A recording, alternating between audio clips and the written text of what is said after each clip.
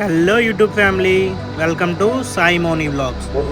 ఇవాళ అయితే మనం చూడబోతున్న ప్లేస్ అతి పవిత్రమైనది, అదే ద్వారకా తిరుమల.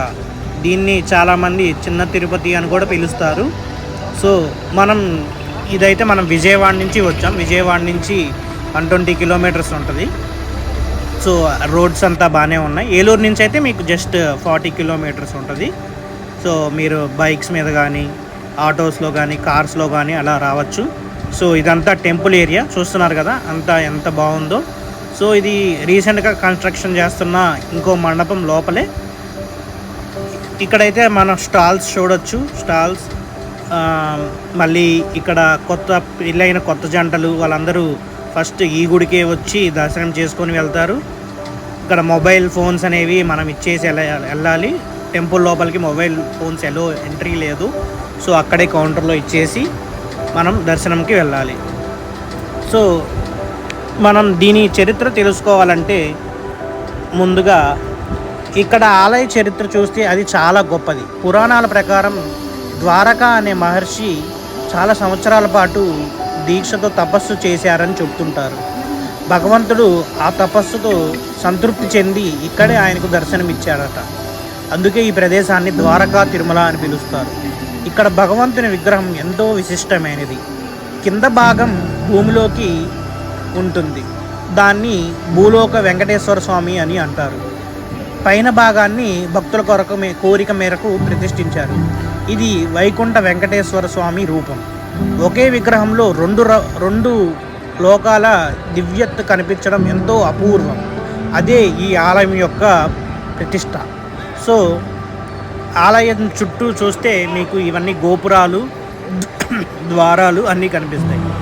ఇదేమో లోపల మండపం. ఇక్కడ పెళ్ళిళ్ళు, ఇంకా చిన్న చిన్న బారసాల, అన్నప్రసన్న పిల్లలవి అన్నీ చేసుకుంటారు. ఎందుకంటే చాలా పీస్ఫుల్గా ఉంటుంది.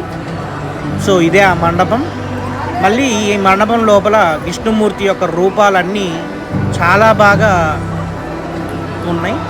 మీరే చూడొచ్చు ఎంత బాగా ఉందో ఈ రూపాలంటే నరసింహస్వామి రూపం, పరశురాముని రూపం, కృష్ణావతారం, అవతారాలన్నీ ఇక్కడ మనకి ఉంటాయి. సో చాలా బాగుంటుంది. చిన్నపిల్లలకి అన్నీ చేసుకుంటారు. మనం ఈ ఆలయంలోకి అసలు ప్రవేశించగానే ఒక పవిత్రత, భక్తి వాతావరణం మనల్ని ఆశ్చర్యపరుస్తాయి. గర్భగుడిలో భగవంతుని దర్శనం చేయడం ఒక గొప్ప అనుభూతి.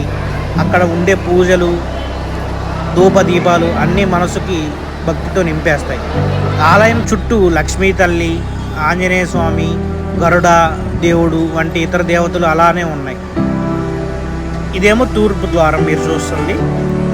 ఇక్కడ శ్రీహరి కళాతోరణం అని ఉంది. ఇక్కడ మనం పూలతో చాలా బాగా డెకరేషన్ చేస్తున్నారు. చూశారు కదా ఎంత అందంగా ఉందో. ఇది ఇంకో ద్వారం. మనకి ఇక్కడ రోజు ఉచిత అన్నదానం అయితే జరుగుతుంది. ఉచిత అన్నదానం మనకి గుడి నుంచి కొంచెం పైన కొండ మీద ఉంటుంది. సో దానికి దగ్గర మనకి గెస్ట్ హౌస్లు ఉంటాయి. అవి ముందుగానే బుకింగ్ కూడా చేసుకోవచ్చు. ఇక్కడ చూస్తే మీరు చూశారు కదా, అవతారాలు, విష్ణుమూర్తి అవతారాలు చాలా బాగా చేశారు. వరాహ అవతారం, కృష్ణ అవతారం చూస్తున్నారు కదా, పరశురాముని అవతారం అన్నీ బాగా చేశారు. సో ఇక్కడే మనం ఏమైనా ఫ్యామిలీ ఫొటోస్ అన్ని తీసుకోవాలనుకుంటే అక్కడే ఉంటారు. 100 రూపీస్ ఇచ్చి మనకి ఫోటో తీసి దాన్ని లామినేషన్ చేసి అంతా ఇస్తారు. సో మనం దాన్ని ఒక మెమరీగా తీసుకొని వెళ్ళచ్చు. సో ఇక్కడ బయట స్టాల్స్ కూడా ఉంటాయి. పిల్లలకి, పెద్దలకి అన్నీ. లైక్ పిల్లలకి బొమ్మలు, దేవుని బొమ్మలు, దేవుడికి సంబంధించినవి, చిన్నపిల్లలు ఆడుకునే బొమ్మలు, ఆడవాళ్ళకి హ్యాండ్ బ్యాగ్స్, చెవులీలు, గాజులు అన్నీ ఉంటాయి ఇక్కడ. మీరు మీ పిల్లల్ని తీసుకొస్తే మాత్రం నాకు అది కావాలి, ఇది కావాలని చాలా గోల్ చేస్తారు. సో జాగ్రత్త. మరి స్టాల్స్ అన్నీ చాలా ఉన్నాయి. ఇది సప్త గోశాల. ఇక్కడ ఆవులన్నీ ఉంటాయి. మీరు కావాలంటే మీరు తెచ్చుకున్న ఫ్రూట్స్ కానీ అక్కడ పెట్టచ్చు గోవులకి. చాలా బాగుంది.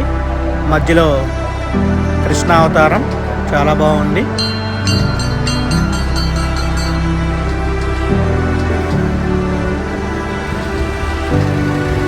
ఇక్కడే గుడి దగ్గరే మనకి ఉచిత బస్సులు ఉంటాయి తిరుపతిలో లాగా. సో ఆ ఉచిత బస్సుల్లో మనం అన్నదానం దగ్గరికి వెళ్ళొచ్చు. సో ఇది అన్నదానం వెళ్ళే దారిలో ఇదంతా నేచర్ అంతా చాలా బాగుంటుంది. పైనే మన అన్నదాన సత్రం దగ్గరే కొంచెం ఒక 10 అడుగులు వేస్తే అక్కడే మనకి శివాలయం కూడా ఉంటుంది. ఇదే ఆ శివాలయం. ఆ శివాలయం చూశారు కదా, అంతా నేచర్ అంతా బయట చాలా బాగుంది. మళ్ళీ ఏదో కొత్తగా కన్స్ట్రక్షన్ చేస్తున్నారు ఆ శివాలయం దగ్గరే. సో అంతా చాలా బాగుంది.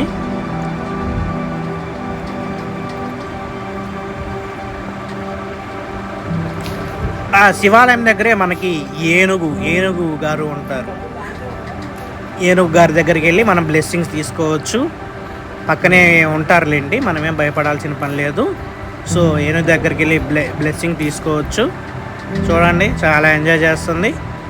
దాని పక్కనే గుర్రాలు, ఏనుగు, గుర్రాలు, బాతులు ఇవన్నీ అన్నదాన సత్రం దగ్గరే ఉంటాయి.